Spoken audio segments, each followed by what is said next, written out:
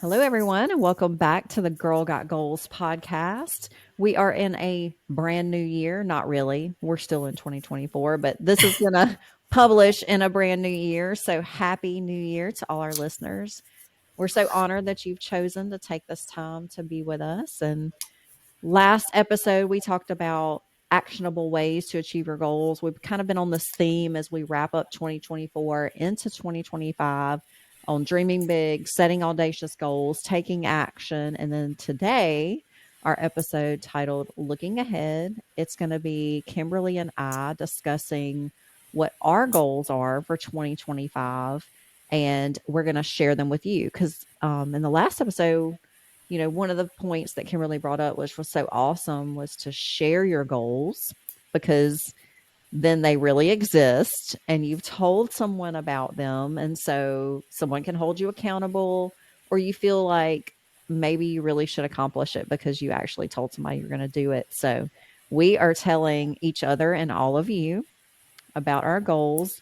This is very vulnerable for us. It's very scary, I think, for me, especially to share my goals, because a lot of times when you dream big, you almost think, who am I to think that I can accomplish that? And so as we share this with you today, please know it comes from a place of vulnerability and dreaming, and not that we think that we're better than anybody else or we think we are the bee's knees, because we obviously don't. We just want to be authentic. We want to be real. We started this podcast as a way to connect with women who are on a journey to become better. And this is one of our ways to share with you how we intend to walk the walk and not just talk the talk this year. So I have my lovely co-host, IFBB Bikini Pro, Kimberly Blaylock, and she has created a beautiful, is that your vision board or your dream board? Because I know you explained in the last episode you have a dream that's going to take 2 years, but you have a vision board for the next 12 months, which is, Right. your actionable plan. So why don't you explain to us what you have there? So this one is my vision board. I haven't had a chance to buy the dream board, but as I showed it to you earlier, I do have the word dream and kind of underneath it put what those dreams are. Dream board came to me later because honestly, I had already actually printed out the word dream. So how I did mine, because I have never did one, we discussed that. I have always like just set goals within my head, but never really did a vision board. So I started mine with just looking up words, and we discussed that, and we didn't say that last week. So our last episode, I figured we would tell them this week what our word for the what my year would word, be. Yeah. We kind of threw another episode in between the last one and this one from what we had yeah. planned because it was really like a bigger topic than what we expected. So I picked, What's your well, word? yes, I'm going to tell y'all my word. It's So exciting. You're a excited. vision Drum, virgin. drum roll. We're Uh, popping your cherry. You vision virgin, you. but how I came around my word is I just wrote down a bunch of words, and um, honestly, I picked one, but then the other words that really stood out to me, I kept, and then I just like printed those out. So my main word is conquer. So that is my word of the year. And along with that, and I did write on my mirror, I told you I was going to do that. So I kind of started that way and then started printing the words. But so I wanted to conquer the year. I wanted to conquer my fears. I want to conquer my dreams. And I just kind of thought that word stood out more. But I told you I wanted to work on myself this year. So I have a goal, but it's going on my dream board. So the things that I want to work on this year was more words, if that makes sense. So like I have discipline. I want to conquer being brave, strong.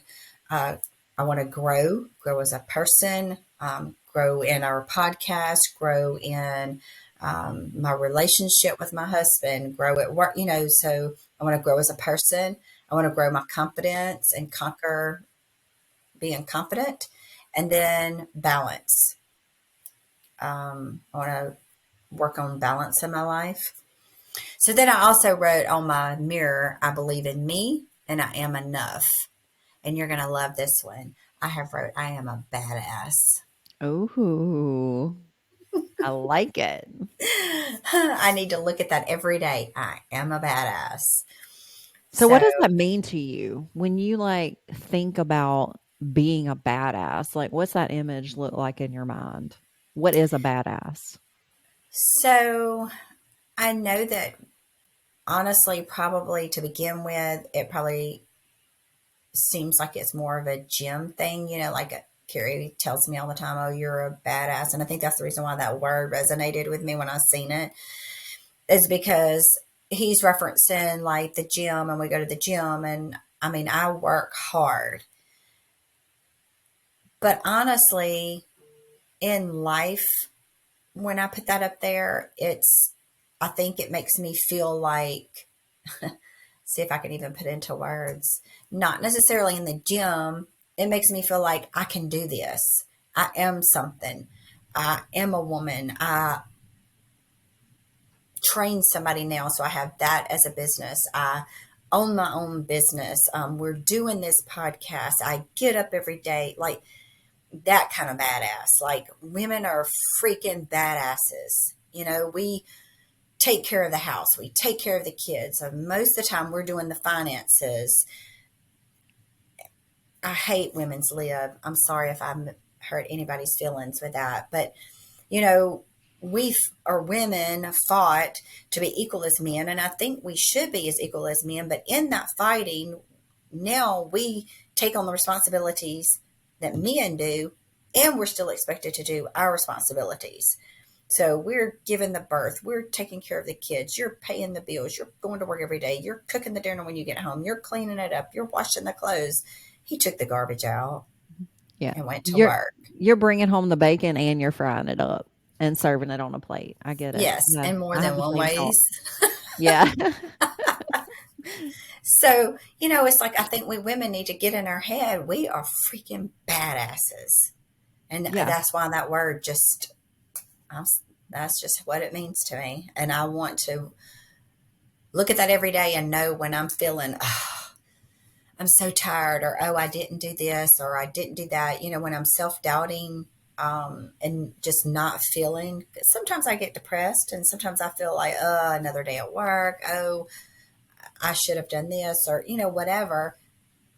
No, you're a freaking badass because you got up again, and you might not have done what you said you was going to do, but you know what? You're going to do it tomorrow and keep going.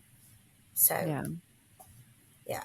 You're gonna own Can it. you tell I'm trying to convince myself every time I say that? Yeah. Yeah, and the funny thing is that, like you said, you are a badass. Just living your life every day as a boss, as a business owner, as a competitor, as a wife and a mother and a trainer, like, some people can't be proficient in one or two of those areas, and you're proficient in all of those areas. So just by the nature of you living your life every day, you're a complete badass. You're a boss ass bitch.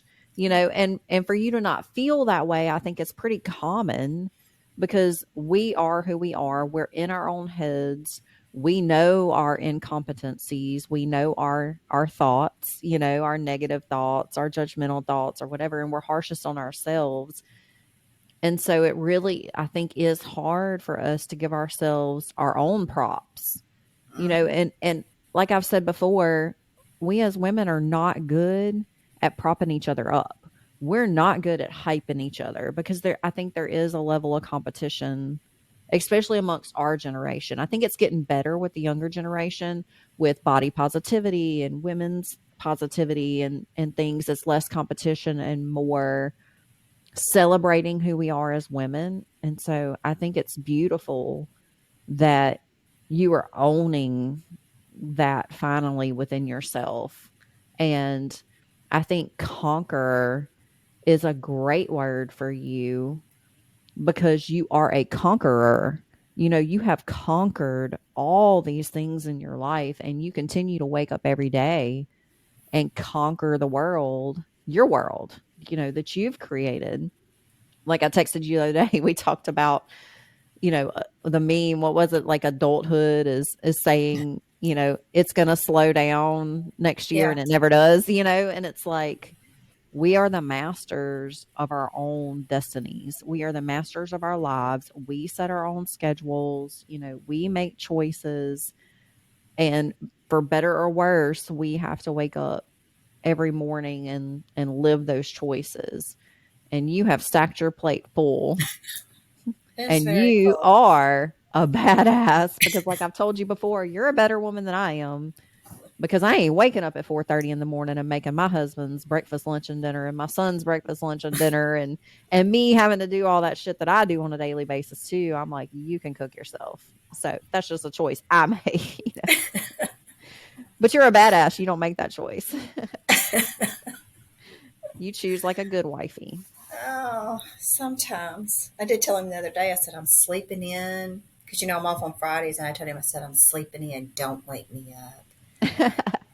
That didn't happen, though, between the dog and him. Now, the best part of our marriage, and I'll let y'all in on a little secret, every day, we've been married 21 years. I could probably count on one hand how many times it hasn't happened because one day I questioned him, and it was just this past year, and I can't remember what he said. Oh, you were something. I don't even remember what his reasoning was, but he kisses me by. So every day since we've been married, like even after I had my son, I'd be in bed because I've been up all night, and I've got him in the bed with me. Carrie would come over there, kiss him, kiss me. If I'm, go and fix coffee or do whatever and come and get back in bed, or even if I didn't get up, he comes and kisses me by. Where if I'm up, if I've went upstairs and I'm working out, he doesn't just say, "Oh, I'm leaving to go to work," and just not down here. He actually walks upstairs to kiss me by if I'm up there. Oh, I way to know. go, Carrie. Special effort. Props to You my got to give baby. him some for that. Mm. And anyway, Every day, because he deserves it. you're his new friend now. But so where I was just, I I going just, with I this? just blew your train. That's another inside joke. Carrie's like, "Could you just finish the sentence and say I lost my train of thought instead of I lost my train?" I lost my train. I don't know where it went.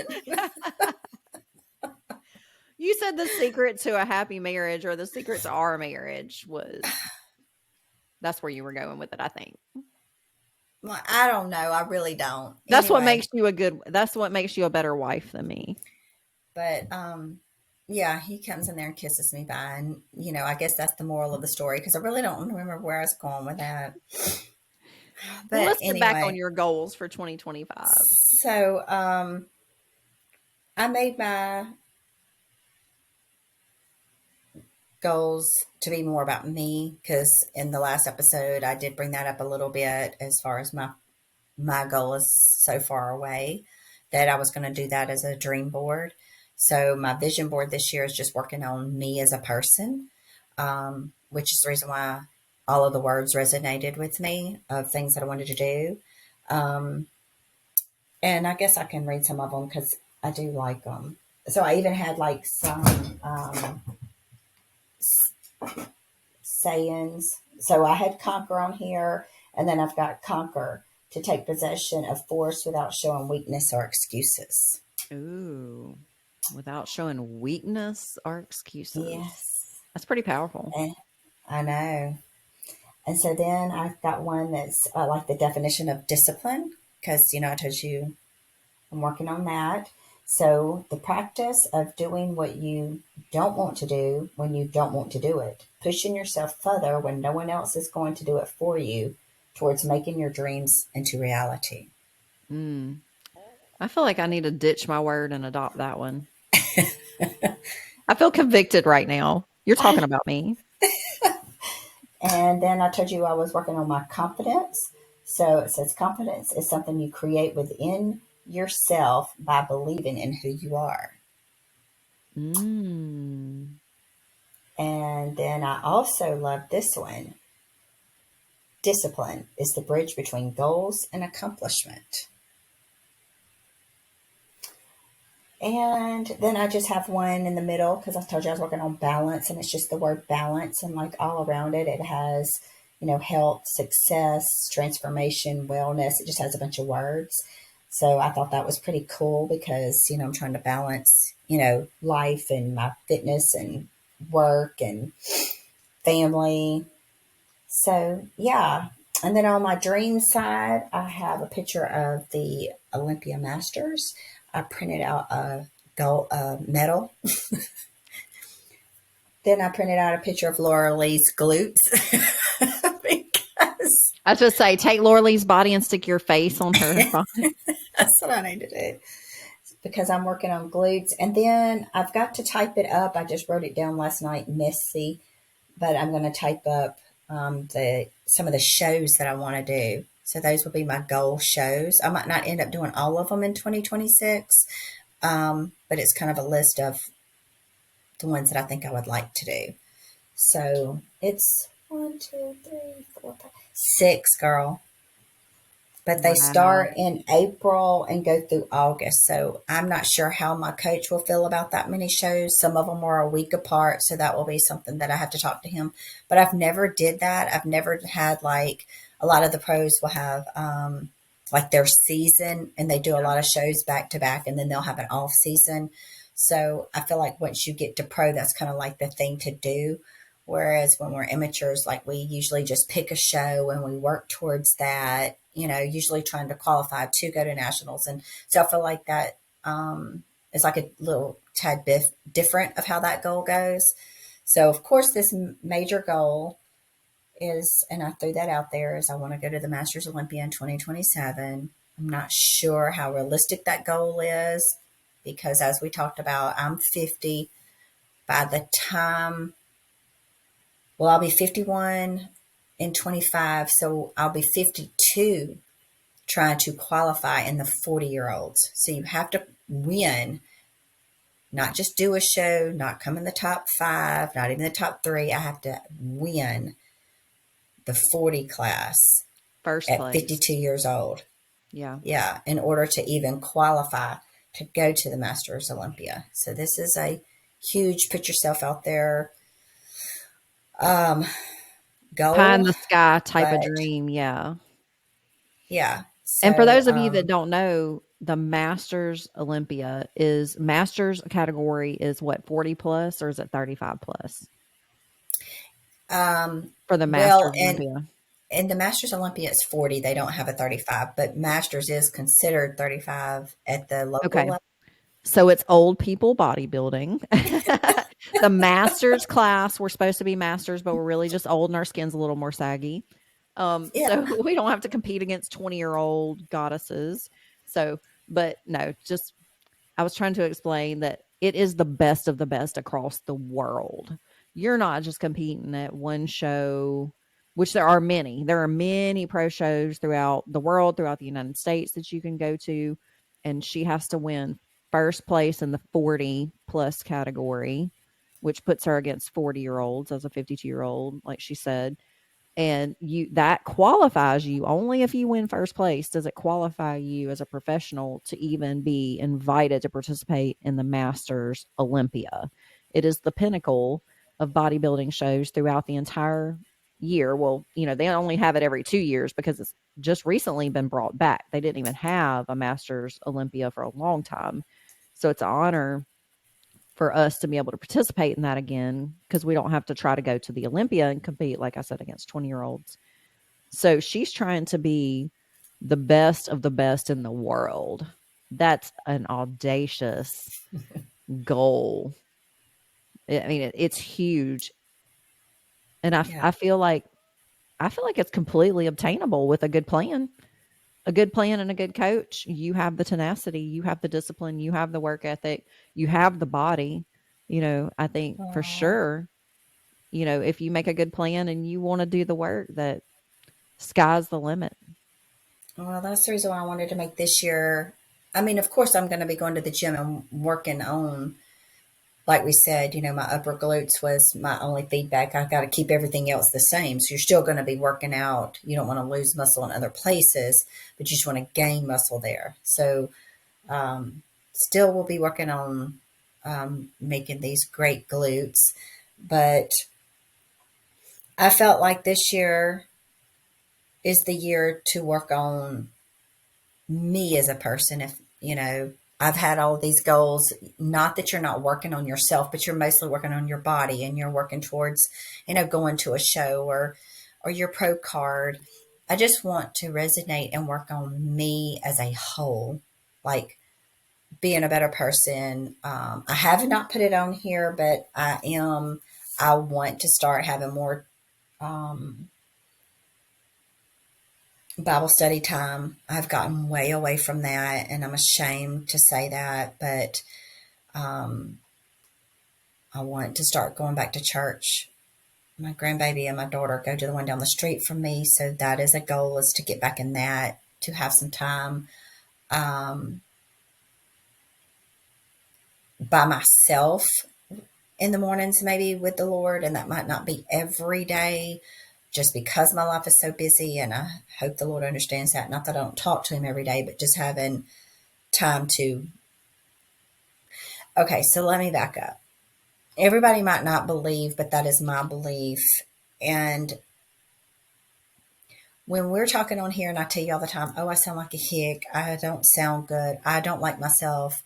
I want to work on that. I'm like, I tell Carrie, like, Marcy is so smart. Marcy sounds good. Marcy sounds like Marcy. I sound like some backwoods hillbilly, just been down on myself on that. And so I was like, the other day we get off the podcast, and, I'm kind of sort of talking to the Lord in my head. And I'm like, you know, let the things that I say resonate with people. I want to really reach women. I want to touch women, help me know what to say and to say the right things. And then it, well, I'm going to say the Lord spoke to me. It just comes to me, and I'm sure that's Him, of how can He help me when I'm not making time and sitting down in the quietness for Him to speak to me? Yes, it's okay. I was making the bed. Sometimes I say it when I'm going to sleep, and I feel bad because I'll start praying, and this is terrible. But if I can't sleep, if I start praying, I'm going to fall asleep. Then I'll wake up and I'm like, oh Lord, I was praying and fell asleep. That is so rude. Sometimes I like to just think that talking to the Lord gave me peace to fall asleep, but I do still feel guilty because I'm like, oh, I fell asleep on Him. But if I'm not sitting in quietness for and being still, how can I hear what He has to say to me? So I've got to make that time to be still, to let Him speak to me. And I think that's a big one for me this year. Yeah. Is that why you wrote the word balance on your vision board? You want more balance I want more between balance. the go, go, go overachiever. As we can see, instead of picking one word for 2025, you picked like six. So that Uh-huh. tells us something about your personality right there. And trying Way to to call me rein, out. just saying, just something I noticed, an observation. But but trying to rein that part of you in, which was probably, like you said last episode, driven a lot by not feeling worthy, never feeling good enough, never feeling competent, never feeling validated. I think that tends to drive us toward overdrive, basically, and to achieve. And now that you've achieved your big goal and who you've kind of become in the process, you're kind of taking a step back, maybe, and realizing there are other areas that you also want to be proficient in that's not necessarily so physically focused. Yes, you have physical goals like growing your upper glutes that's going to play into your larger goal, but you realize somewhere along the way that maybe you didn't feel as good internally as you can, and you're kind of, it sounds like you're kind of focusing on the internal and Right. who you're, like we said last episode, who you're becoming in the process of this Right. big audacious goal is kind of taking more precedence than just the goal itself, which I think is huge. Right. Because at the end of we talked about not having any regrets when we die and having memories. And it's always been important to me because, like I told Carrie, I said, me winning my pro card is a goal. It is something to achieve, and it's okay to have those things. But I felt like sometimes I was taking so much time away from the kids and the grandkids, and I understand that's okay too because I raised my kids and did, but at the same time, I said, I don't want to miss out on things with them. I don't want to miss out with memories with them because at the end of my life, are they going to care that I am an IFBB pro? Are they going to care that Nana took us to the movies? Nana took us out to eat. Nana baked with us. I used to bake cookies. Like that's mine and Riley's thing is we like to bake together. Those are memories that is going to carry them, not, oh, my Nana competed.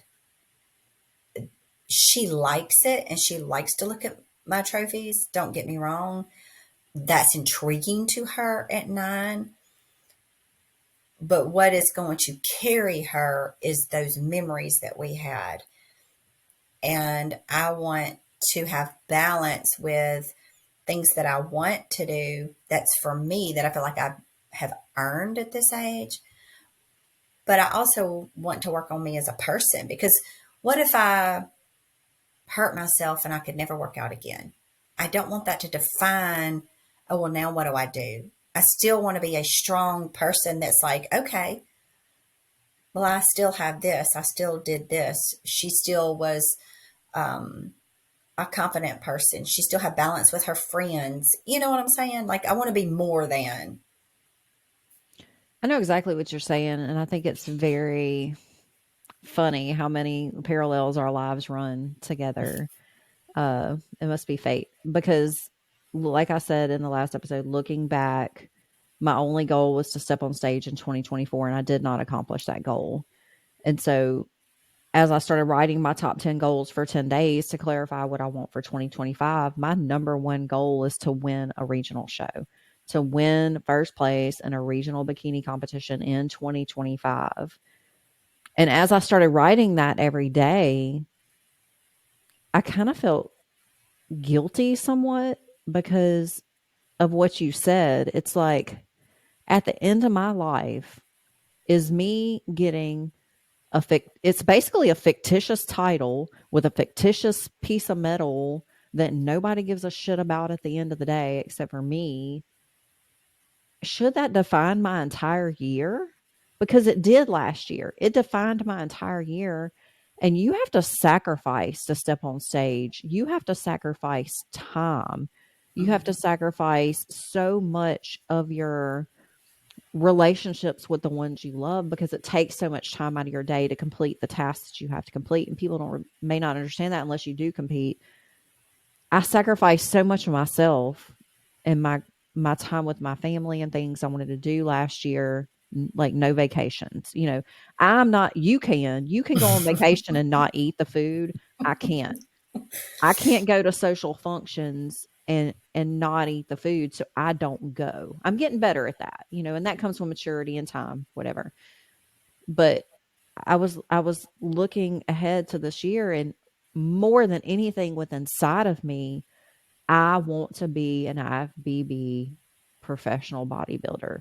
That's what I want to do. Not the only thing I want to do for the rest of my life, but that's what I want to do with my life. And to me, the first step is winning a regional show. I've never done that. I've never been stage lean. I've never placed well, in any category. I've never come close to accomplishing that goal. And that has been my goal for 3 years now. And so now that I'm looking back, I'm like, is it really worth everything I have to sacrifice? And I feel super guilty that I even desire that. It seems like a superficial goal. Mhm. When you talk about it, when I look at it on paper, I'm like, this is so freaking superficial. It's like wanting to win a beauty pageant, you Yeah. know, and there's nothing I can explain as to really why. I have that Mm-hmm. drive to do it. It's just, it lights my fire. It wakes me up in the morning. It gives me something to look forward to. It gives me something to work towards. It makes me a better person in the process. And so I really have to step back and look at all those things when I think about setting the goals, because we do have other priorities as wives, as mothers, and you're a grandmother, it you have to divide your time somewhere. And I think to be really laser focused on a goal is sometimes, if you have a big audacious goal, is sometimes what it takes to achieve it. And it's like, what are you willing to sacrifice Mm-hmm. to achieve that goal? And will you have regrets at the end of it, at the end of life? That in what you were saying, this don't necessarily totally have anything to do with that, but it like just hit me of a way to explain, I think, what I'm going through. I never knew who I was before this anyway. I had low self esteem. I had all these things, whole nother 3 hour podcast. Um, and I have learned a lot, grown a lot with who I am through this, but I've been doing it for 7 years. So now, because Carrie's teased me, a lot of people, and a lot of people, because I'll say, "Oh, I'm taking this whole year off," and they'll be like, "Yeah, you said that last year," and I did. And every year I would say I was going to take some time off, I would end up picking a show and doing one. And I think the reason why, and for some reason, it just came to me of like how to say that out loud. I don't know what to do with myself. So like I'm excited to be able to do some things this year, but at the same time, because I don't have a show, even though sometimes when I'm in it and I've told you that, oh, I don't feel good enough and I am hungry, or I have all these things, even though sometimes you're miserable, but inside you're really not, if that makes sense. Yeah. And when I don't have, like you said, it gives me a reason to get up in the morning, even though I might be hungry. Like I'm focused on something, I'm doing something. I feel mm, like there's a purpose and there's Yeah. an end. I don't feel like there's an end right now. I've got to find who I am now all over again without competing. When I don't have an end goal of a show, I find myself being depressed. Like, oh, I'm not comfortable in my skin because I've put on a little bit of weight, but you're going to. But you're so used to being stage lean, that's how you think you're supposed to walk around. So then I start being depressed that my pants fit different. And in reality, in the bodybuilding world, me being up 10 pounds, 12 pounds is really not a lot. But for me, because things start fitting me different, I start looking at myself. I've got to learn to love who I am, if that makes sense, not competing. Because I feel like that took up so many years of who I was. I want to learn to love myself and to be these things, not with a show in the end goal. Does that make sense? Yeah. Totally. I think that's what I've been struggling with since this last show, knowing that I don't have one in the future, knowing that I was going to take that much time off. I even talked to you about saying, "Oh, that's so far away." I started looking at shows at the end of last year, thinking about picking up, and that was the reason. It was like, that's too far away. That's too far away. I need, and I know I need to not do that and step back because I need to grow in who I am as a person and stop letting that totally define me, if that makes. And I think that once I learn all of these things myself and can be confident in who I am without the stage, that when I go back to the stage, that's going to make me 10 times better. I definitely agree, because I definitely feel like sometimes we have a deep psychological need that's not being met. That probably usually stems from childhood, some kind of trauma, And when I say trauma, I don't mean like sexual abuse or abuse, which that really could be it, but it could just be some type of way you're feeling about yourself. And then that neurotically drives us to complete certain goals out of the need to kind of self medicate, Hmm. if that, if that defines it. And that's why this year I've really kind of stepped back to be like, do I want to win this show and win first place because I'm neurotically trying to put a band-aid on some deep wound? Is there some kind of, like you said, validation that I'm Hmm. needing, that once I win that show, it's still going to be there, or am I wanting to do this out of desire because it brings me joy, you know? Personally, I feel that it does because it brings you joy. But if I'm being truthful, you called me out. I'm gonna call you out. I Oh feel, God. I feel that you are wanting to validate yourself. I think you have second guessed yourself ever since this journey. We've discussed that. You haven't lost what you wanted to lose. You haven't felt like you think you should feel. Should I not even do this anymore? Am I good enough for the stage? So, for you to set that goal for yourself and you win it, I think in your mind, that's validating you that you are good enough to be in the bodybuilding. Yeah. That's personally my thought that that's what you feel like you need for validation. And just like we discussed, I kind of wanted to, but I don't think you need that for validation because I didn't get it. So does that make me any less of a bodybuilder? And you would tell me no. So Yeah. the same goes for you. Sometimes I feel like we hold ourselves to higher standards than we even expect of our friends or think of other people. You would be the very first one to sit there and tell me, no, that don't make you not. You're this, you're good enough, you're this. But why aren't those words good enough for you? Yeah. You're And holding yourself to a higher standard than you hold me to, and that's not fair. I think So, we all do that. yes. And my bodybuilding journey didn't start off that way. Like I've explained in episodes past, that year started out, my word for the year was self love. And it was self, really. It was just self, because I had given so much of myself away my entire life that I wanted to focus on myself. And just bodybuilding just came to me. And that's, last episode I said sometimes our goals are met in ways that we didn't expect. I had never been through a prep before, so I didn't know how selfish you had to become and how self-focused you had to become to complete it. And so I didn't know that bodybuilding was going to bring me back to myself. And so when I just had a desire that just popped into my head while I was working out with my trainer one day, it's like, I think I want to compete.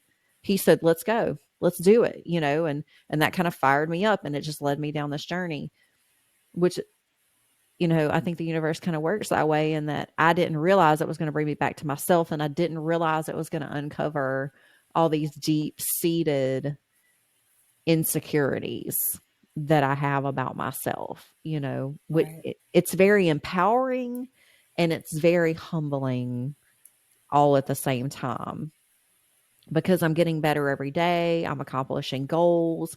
I look, at least 50% hotter than I did when I started, which is a goal, you know.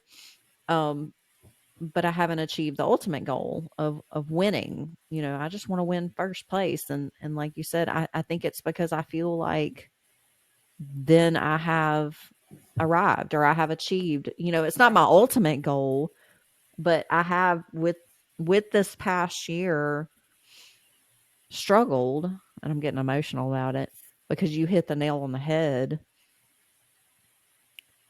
I don't know if I can do it. You can. You you have so much drive that you don't give yourself confidence for, and the wisdom that in the words that you speak to me. Um, and it's hard because I know I do it to myself, but I just want you to see yourself like that because I see so much in you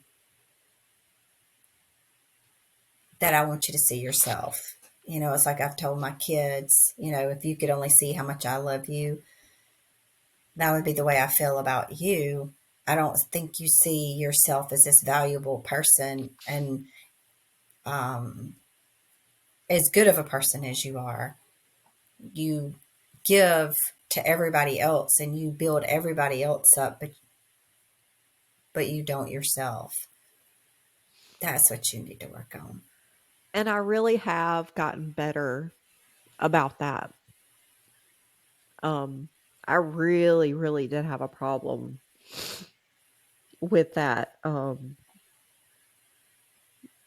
Just I guess from my upbringing, my mother is that type of person to where she's very giving, that she gives so much of herself that there's nothing of her left. And I've really had to rein that back in. And I have done so much better over the past several years of really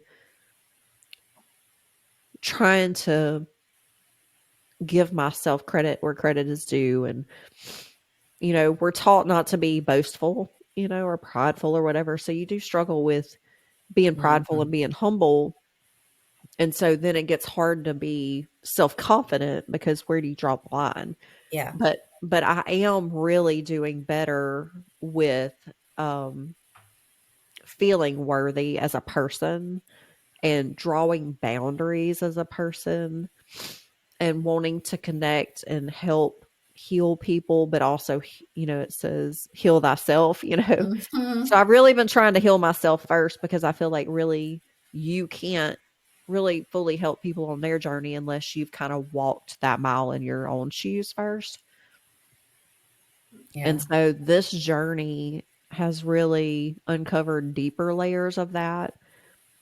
And I know it's all part of the process of you go through that kind of dark night of the soul, that they call it, to where you have to peel back the layers of the trauma and unlearning the behaviors and things to kind of break down everything you thought you knew and then Right. rebuild yourself in the way that you want to perceive yourself. Hmm. Well, that's like, this is off of that a little bit. It made me think about you talking about um, the way people, like, we've talked about that, putting things on Instagram, filming ourselves, putting pictures out there. It's making you vulnerable. People's going to say stuff. I recently went through that and I did not deal with it well. And then I've always,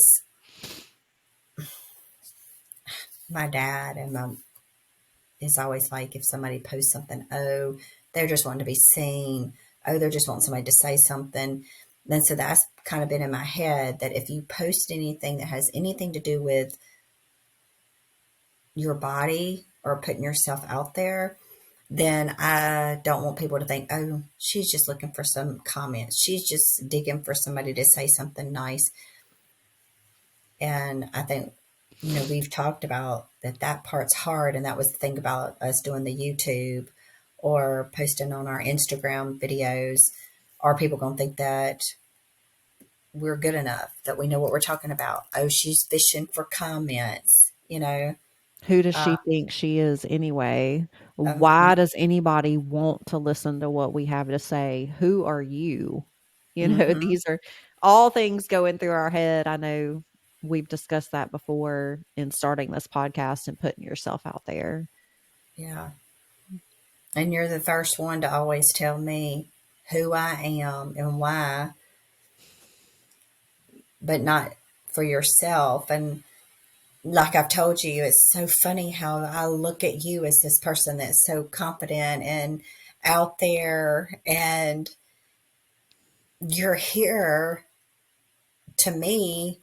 And then when we talk sometimes and are more vulnerable and you're not, I'm like, how can she not be? She's so good at what she tells me. And I feel like that I'm not good at what I tell you because I don't have that confidence. I feel like I'm a sucky friend, like, you know, but I'm like, just, she needs to do what she tells me because you're so good at giving the advice, that you just feel that that person is better than you. You know what I'm saying? I would just say I'm it's just going to kind of start copying and pasting what you tell me. you record what I say and then feed it back to me. And that's really like the crux of the situation is that I think edification and counseling and advice, like I said before, my degree was to go into counseling, and that was my desire, what I wanted to be when I grew up. And it didn't happen. But I kind of have a natural gift for that. And I thought I so, did until I met you. I'm like, oh, okay, maybe that wasn't maybe that wasn't yeah. my thing.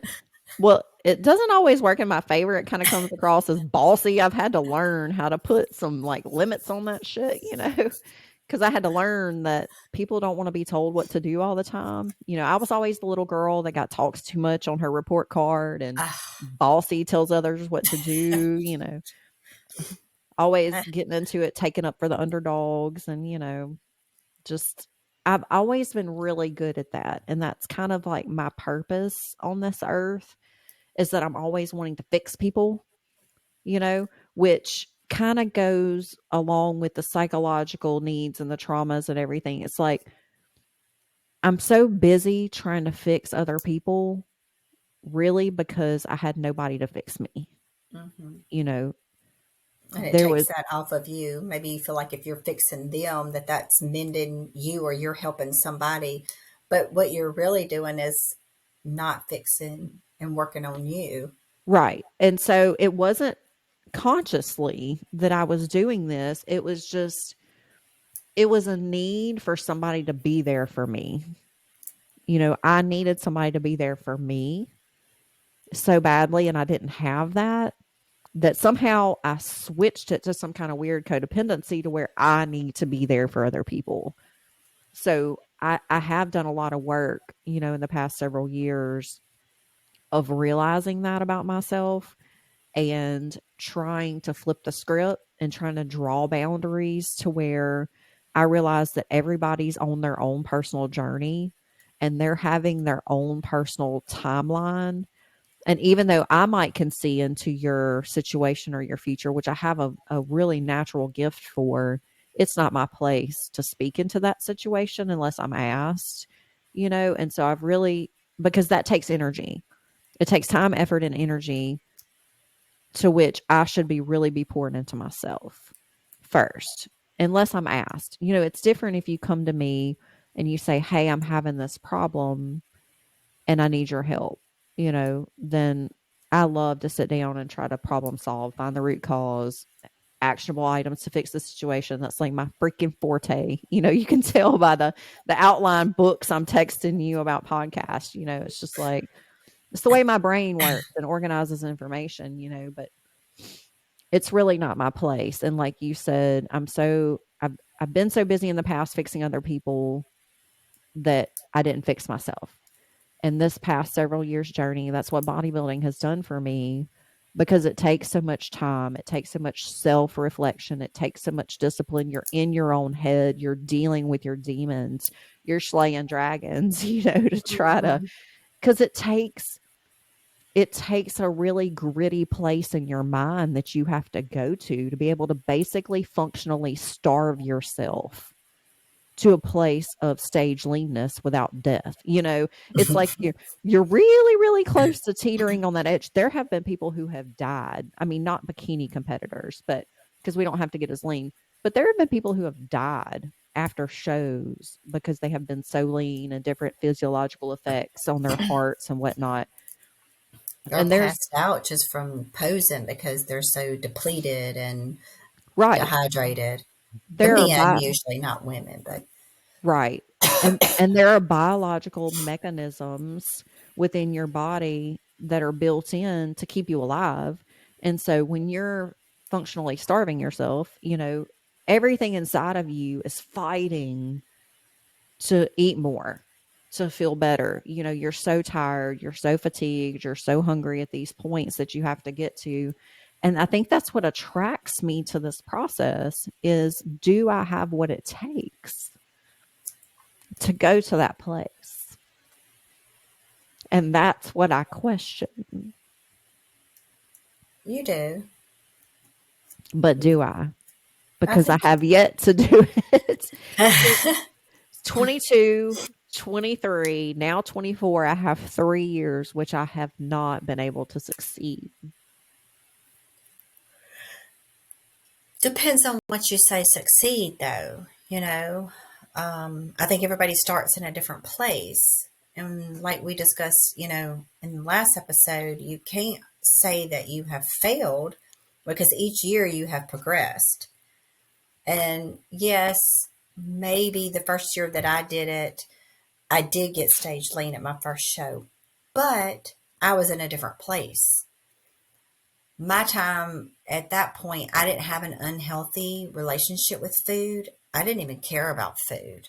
I was so picky that food was never an issue with me. I'd say I probably have more so now an unhealthy relationship with food just because I've learned to eat so much, eat more frequently.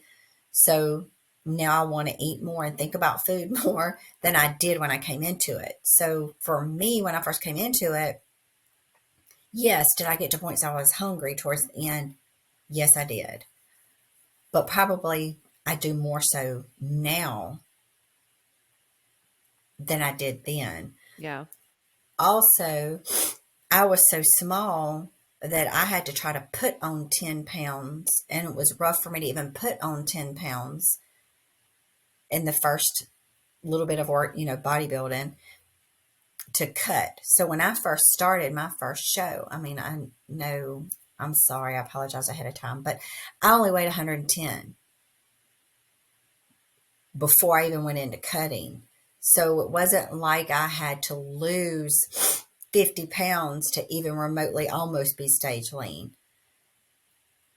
I lost, I got down to probably about, I think I was like 93 pounds on stage. So lost more than anybody would thought I had to lose because you're like, if you only weigh 110, but I was I wasn't a whole lot of muscle at that time. Even though you're only 110, I was probably more body fat at that time than now. So everybody's place is different. And I think and I know I should practice what I preach too, but where you can't compare,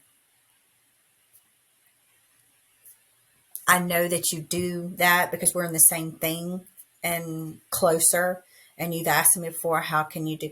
But I wasn't in the same scenario. You had to lose a whole lot of weight to even before you started. And I wasn't in that same place. So my journey was different. And that's not a bad thing. Right. Yours has just been different. So, And everybody's body's different. What it takes right. them to step on stage is going to be different. And that's a good point to bring up is that even though you have similar goals to somebody you may know personally or see on social media, which is even worse because you can't talk to them and see what the behind the scenes is like you can't compare the journeys, you know. And I think a lot of times because social media is so prevalent for bodybuilding and you're seeing them on stage, you're seeing the end results, it is hard to not be down on yourself and not compare yourself to other people. But Mm-hmm. you don't know, like you said, you don't know where they started. My body type is not one that's lean. I've never been a petite girl. I've never been super thin. I mean, in my 20s, my weight, just not even trying, not exercising, not caring about what I was eating, I was like 115, and then I think I was 103 when I got pregnant with Olivia, and I gained almost 100 pounds. And then I kept like 10 pounds after each child. So when I ended up with my third child, my sitting weight was like 150. So me starting at 150, you starting at 110, there's a big difference. But we also have a big height difference, Right. So when, like last year, I can't remember exactly how much weight you gained off season, but it was more than you wanted. And so with heights compared, I felt like we started in a very similar weight, as far as how many pounds we needed to lose in prep. Yeah. And you went into it and lost it. I mean, I'm not going to say no problem because it was a lot of work and a lot of dedication, but you effectively lost it ahead of time, when you were poised for your show. And then, like I said, I only lost 16 pounds in 31 weeks, which Yeah. I feel like I should have lost double that. I needed Yeah. to lose double that. Yeah. Carrie did bring that up to me the other day. And I know this is, like everybody be like, oh, well, I would love to have that fear. But it still is a fear to me, especially the older I get and going through menopause and your hormones. I will say, I have always been somebody that it was easier for me to lose weight. I have been able, once they put me on a diet, to follow the diet and lose it. I know that that's probably a blessing. Um, but I told him, I said, I have the fear every time that, is this going to be the time that I don't? And I think that's the reason why I'm really trying to, which one, you don't need to put that weight back on and lose it back down. Your skin stretches. I mean, there's so other many reasons why I don't need to put it on, but um, it was just like so in the back of my head, because every time I'm thinking, when is my luck going to run out? When is going to be the time that, because they say after so many diets, sometimes your body starts responding different. And every time it responds different. So I'm like, is this going to be the time it don't? Is this going to be the time that I can't reel it in? So I do have that nervousness every time. And I think that's the reason why I'm texting you like, I don't look right. I don't look right. And I'll be looking at the pictures from the, show before. And I'm like, okay, well, at least probably should look that good. I'm trying to talk myself out. Well, I looked okay in that one. I can see some muscles. So worst case scenario, because you want to improve every time, but I'm thinking in my head, worst case scenario, I'll look the same, or Yeah. I know I can at least hopefully look like this. So I'm talking myself through it Yeah. too. So take that fear that you have of your body not responding and then live that for 3 years. Yeah, That's what I'm facing going into 2025 is not only have I had that fear, I didn't have that fear the first year because I didn't know any different. I had never done right. it before. And, my body didn't respond as expected. It took 3 times as long than I expected, and I still didn't. I got close, but I didn't get stage lean. I got down to like 125. I probably should have been 115. And then the next year I only got to 135, which I had built some muscle, but I should have been 125 or 120. So I have that fear that's now been validated over and over and over that your body's not responding. You can't do it. You don't have what it takes to get that lean to step on stage. So now I'm like, what's wrong with me? And I've had all the medical tests done. I've had all the labs done. I've had my hormones, are artificially manipulated. I take hormone replacement therapy because I did have a procedure in 2011, which kind of put me into perimenopause early and I started having symptoms, whatever. So on paper, there should be no reason why my body is not responding. And I haven't figured out why it hasn't yet. So leading into this year, picking the same goal, as last year and the year before and the year before, knowing that I've never been successful in the past kind of seems like a fool's errand. It's like, Well, yes why and am I no. picking this again? Because you want it. Same reason why I picked it. How many times did I go to nationals? Yeah, but you looked the part. But I still didn't win my goal. But you wouldn't tell me I failed. True. So, but why you're telling yourself that? When I didn't go, when I got second call outs, you're like, it's okay, blah, blah, blah, blah. But Is you're that how not I picking, sounded? Blah, blah, blah, yeah, you blah. say blah, blah, blah, That's blah. how I sounded That's, in the moment. You're like, bitch, shut yes, the hell up. Blah, yeah, blah, blah, blah. I'm like Charlie Brown's exactly. parents. Wah, wah, wah, Ex- wah, wah. yeah. In my head, you sound like how I do to you. So even though I'm telling you everybody's different, da da da, and that's what you're going to tell me, but then you come back and said, yeah, but I still did it. You missed the whole freak. Back that up. You missed that whole 30-minute conversation, Marcy. I'm just trying to explain how I feel on the inside. I know, sweetheart. Yeah. I know. And I'm not I mean, saying I that your get it. I feelings get aren't it. validated, Yeah. but for somebody that loves you, me, Jimmy, your friends, your family, we don't want to see you that way. And I want you to see you how we do and how far you've come. And I'm only able to say this because when I was in that moment, when I wasn't winning those years. I told you I wanted to give up, especially after second call outs. And I told you I was like, I'm just going to stop.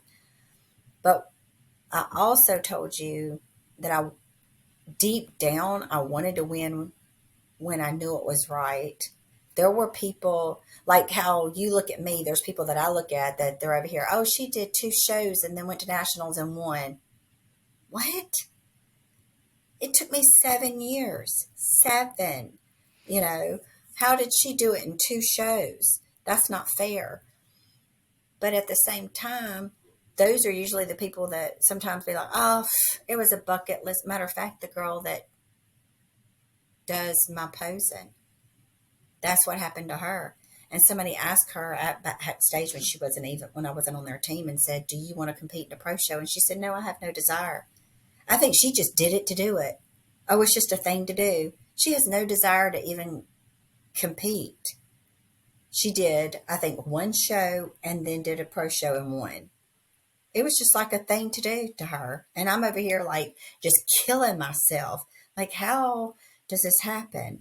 So I look at that and say that's not fair. But we're not on the same path either.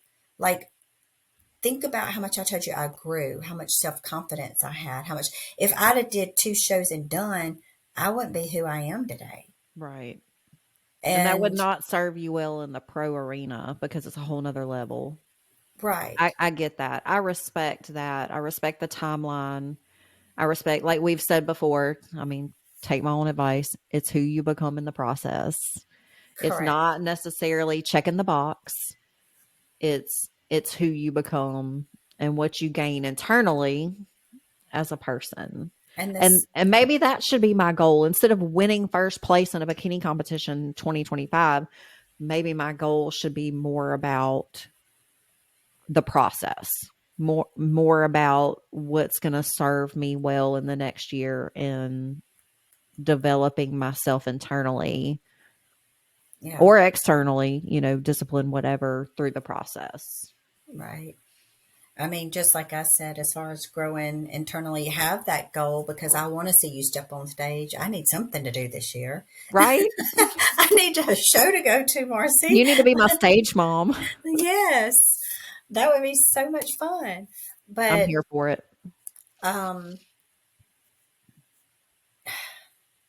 keeping it real, we I know we both, but just out of this conversation because we don't get vulnerable very often, and that's what we're trying to do here is lay out insecurities. And when we do that, I still learn about you, and it sounds like you still have a lot of growing on yourself to do.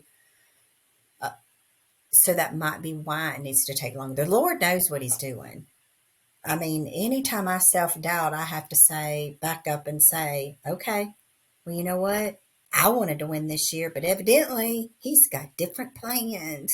At least you'd let me in on it, Lord. Let me in on what the plan is. But evidently I needed to grow more, or evidently I needed to start this podcast or do it after I won my pro show, whatever. He sees the bigger picture, and there's evidently a bigger picture for you because I promise, although I fight and struggle with, Lord, why am I here? I do know He has a purpose for everybody, and you have a purpose. I mean, besides being my friend. Your personal confidant and I, podcast I hate to buddy. tell you, but He put you here for me, okay? So just get over Okay. yourself. I'll accept it. I'm just playing. But I feel like you have grown. You've lost weight every time, you've lost every year, you've worked on yourself, and I've seen who you are on the inside. I mean, especially when you get your extensions. When you get your hair, bitch, you become somebody I don't know. Isn't that crazy? Isn't that crazy how it just makes you feel like I told my husband 10 times hotter? It does me too, but Carrie's like, I mean, I think he's lying. I think he does like them, even though he'll tell me no. But it is a lot of work. It's But so expensive and it's so much work. And it's something you have to take care of every day. But, I've struggled with that too. How they make me feel. when I have my extensions in, it just gives me that feeling of being beautiful, Mm-hmm. that boost of confidence that I don't have when my hair is shorter, which Yeah, is super weird. I And I know. can't explain. I guess it's like women who wear makeup. I've never been a makeup girly. I'm gonna try better in 2025 because we're gonna post these videos on YouTube and I wanna look decent, right? But I actually have an appointment this month with a makeup artist to have a lesson. I need to And get mine. yes, and so she's gonna teach me how to do my makeup. I want her to teach me stage glam and everyday look so I can do my own makeup. But I anyway, was just thinking about it the other day that I needed to make that. So yeah, now I'm going to have to since you are. I right? can't I've be done it. behind. Goal action achieved. So anyway, backing up, women who wear makeup. I know women who will not go out of the house without makeup. You know, that's never been my insecurity. I've never put time and attention into it, whatever. But for me, it's my hair, you know, and I think when I was young, my mom and my grandmother both have short hair and they love their short hair. They've had short hair forever. I've never known them with long hair ever. And so in 6th grade, my hair all got cut off. Me and my dad had the same haircut. I'm not gonna lie to you. I've been called sir from the back more times than once. And my 4th grade teacher, or was it 4th? Yeah, it was 4th grade. Okay, 4th grade, I got my hair cut off because it was my 4th grade teacher. I was like feeling confident and beautiful and sassy and whatever. And I went to school the next day and I was like, "What do you think about my haircut?" And she's like, "Boys should have short hair, girls should have long hair." And that stuck with me. Oh, wow. Well, Yeah. she So needed a whipping for that. she was, oh my God. And I liked her up to that point. I'm not gonna name any names. She's probably not still alive because she was old as the hills then, but, Yeah, you but know, you should it never do it that did to a child, something to even if you me. do like it. Exactly. And I don't think sometimes people realize just one little small comment. I've had that happen to me, and it just carry with you for years. Just one stupid little comment that she probably didn't think nothing about, which she Yeah, should have, because you should never tell a child anything like that. But right. And well, so I've always had thin hair, but you have beautiful hair. I do, and that's what I was gonna say is that I had grown it out this long last year. I had finally I was like 4 inches away from achieving my hair goal, which is where it is now, and then I did something really stupid. And I fried all my hair off. So it was literally melting off and like coming out in clumps. And so then I had to have it basically like a really short kind of bob layered haircut to cut off all the damage. So then my only option to have long hair again was extensions. And so the way I felt internally without long hair after having it and really enjoying it, it really brought me down, several notches. And so when I had the extensions, even my first set of extensions, because my hair was so short and curly and just it didn't I felt like the extensions made me feel like an imposter because they didn't really match my natural hair as well. Maybe not everybody realized it, but I did. I went through this period of having to grow my natural hair back out to even make the extensions look more natural. I felt like an imposter. And how you feel about yourself on the Hmm. inside is going to come out on how you act and feel on the outside, which is Oh yeah. 100% translatable to the stage. Oh You yeah. know, He doesn't understand it at all, because I can be stage lane. I can be dressed to the nines. Us gonna go out somewhere, me be on prep or whatever, stomach flat. I mean, anybody would be like, "Oh, that's a that's badass bitch. yeah, my word that we talked about last time." Right. Um, have my makeup done, no flaws, no pimples. But when I have my short, thin hair that you're gonna say up on top of my head 90% of the time, because unless I take time to do something with it, it's horrible. And I won't even feel pretty. And he'll be like, "That is so stupid," because he sees me different than I'm seeing myself. He says that don't make a difference. Even when I take the time and I fix it, I still don't see this. I feel like the hair makes me look younger, and especially when I am.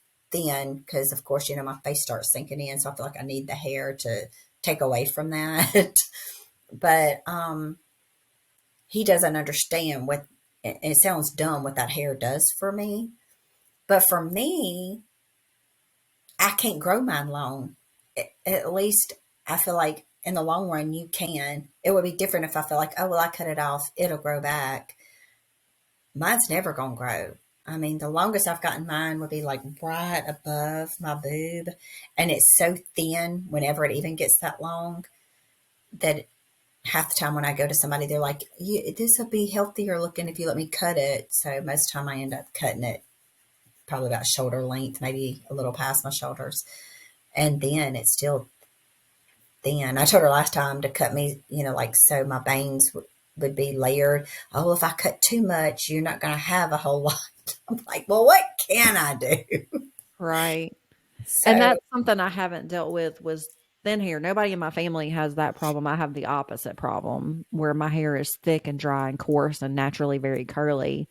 So even though I have lots of natural hair, I don't like the texture and it doesn't look good. And so I get straightening treatments and keratin treatments, and the extensions are somebody else's beautiful natural, I call it white girl hair, it behaves, and my hair doesn't behave. And so, you know, you're probably looking at me going, "Oh, you have all this thick, beautiful hair that you can grow," and I wish I had that, but I'm going, I hate my hair because it's uh-huh. thick, dry, coarse, curly. I have to do all this shit to it.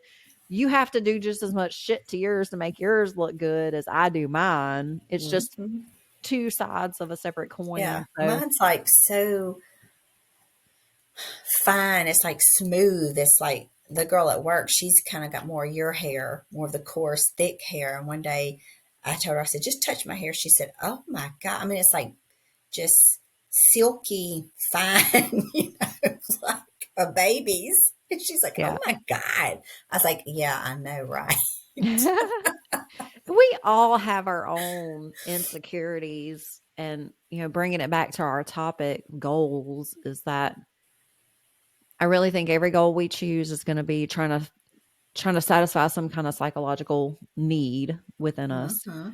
which is only going to make us hopefully better in the long run. Hopefully we're not choosing goals that are just, like I said, chasing our own tails or a fool's errand or whatever, and just sometimes it could get neurotic to where it's unhealthy. But Right. hopefully it's a goal that we want to elevate ourselves and make ourselves better. And I think you're 100% right. I don't feel the part. I just started a few years ago. I have never been a bodybuilder. I've always admired bodybuilders and what it takes, and I've always wondered if I have what it takes. And I probably doubt that I do. Especially after having 3 years of proof that I to me it was proof that I don't have what it takes. But like you said, it's really not. It's 3 years of growth. It's 3 years of becoming. It's 3 years of metamorphosis to where I do look completely different now Hmm. than I did then. My first posing pics for my first coach are atrocious. It was I need to do like, okay, this year if I get stage lean, I'm going to do a before and after. I'm going to do my first check-in pictures to my stage pictures to show everybody how far I really have come. But I probably need to post that picture on my vision board, and Hmm. then each week like update it with my new check-in picture or something and compare where I started to where I am today so that I can keep my mind and perspective right to where maybe my goal this year, instead of winning first place in a bikini show, which is what I feel like will validate me to make me feel like I belong, like I am a bodybuilder, to just becoming a bodybuilder and feeling the part.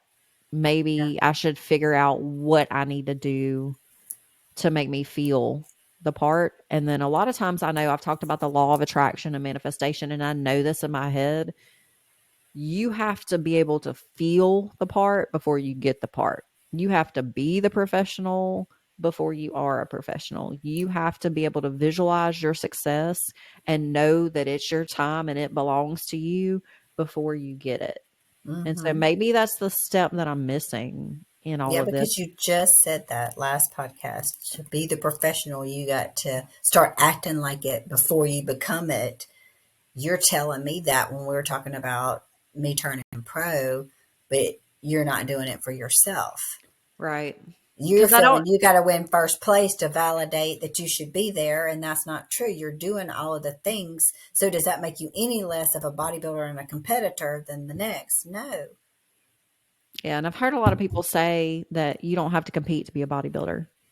What is about building your body, building muscle, is a bodybuilder. And there's lots of people that are in the gym every day building their bodies and becoming stronger, and they're not competing. So, Right. is competing something I want to do? Yes. I love the stage. I love that day. I love getting glammed up and showing the world the work that I've been doing. But does that make me a bodybuilder? No. I guess because you could effectively just jump in a bikini and jump on stage and never hit a gym if you wanted to, you know. Mm-hmm. With So, this new division, girl, I've thought about competing in that division. I was like, oh, this may be my opportunity. I don't think and I'm small enough though. I think it's for girls that are actually smaller than me. the front pose that they're talking about doing is actually the front pose that I did in my first show. That is so Yep. weird, and I loved that front pose. I look better in that front pose because I'm thick. Hmm. I call myself SpongeBob SquarePants. I am very square from my shoulders to my hips, my midsection, everything is extremely square. And that front pose hits differently. Hmm. I really Yeah, like it. they were kind of sort of getting away from it semi on the last, like when I did that show, and the guy that was my coach at the time, he was like, the lady that was doing the pose and had me doing something else, and then he brought it up and had me do it, and he was like, I always like that front pose, that looks good on you, that's always my favorite pose. And then it was after that I did it, that I think that one show. Yeah.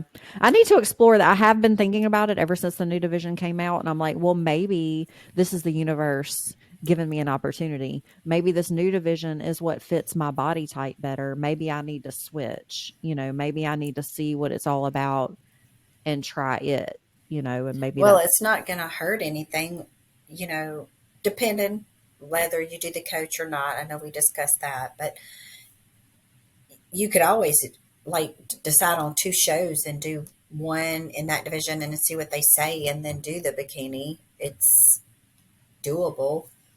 yeah. I think I just need to find somebody that knows more about it than me and ask and see. But I was Well, like, when we go in January, that will be the perfect yes. time. Yes, we're going to the NPC Women's Conference in Orlando in January. We'll be together that weekend, and we'll be podcasting from Orlando, which will be super exciting. And And we we will, may put out our first YouTube. yes, yes. I'm trying to talk Kimberly into uploading all of our previous videos where we have our hair up and no makeup. I'm just like, let's just throw them on the channel. Let's just put it out into the universe. Who cares? We'll just do better from now on. Have you seen So me over here? we're talking about being vulnerable, Kennedy. Kennedy. I told you, Kennedy. Kimberly. So, well, that's Um, about all of our time for today. Thank you for allowing us to spend the last hour and almost half with you as we discuss our goals for 2025 in this first episode of the year.